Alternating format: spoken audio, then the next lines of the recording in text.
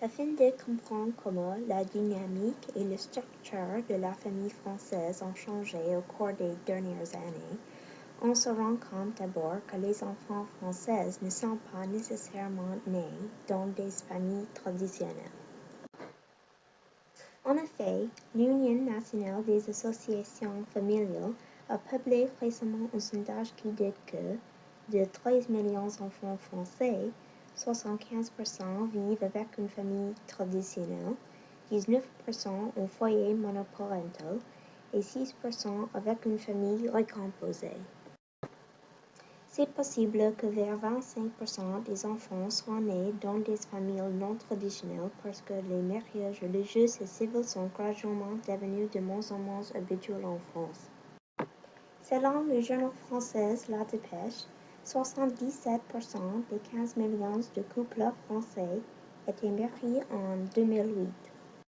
Et puis, seulement 73% des 15 millions en 2011. Le nombre de mariages en France diminuait à la même vitesse que le nombre de personnes qui soutiennent le pacte civil de solidarité augmentait.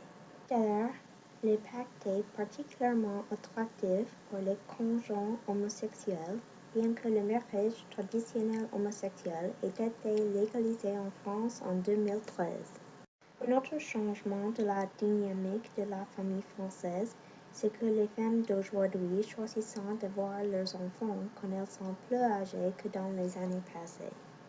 Selon La Dépêche, le nombre de mères qui ont 30 ans ou plus a augmenté de 39% en 1991 à 55% en 2011. La définition de la famille française est plus large et plus générale que tout autre moment dans son histoire.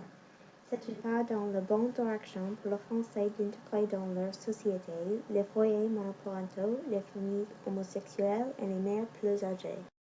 Le monde entier doit émuler ce pays. Tout le monde bénéficierait du virtue.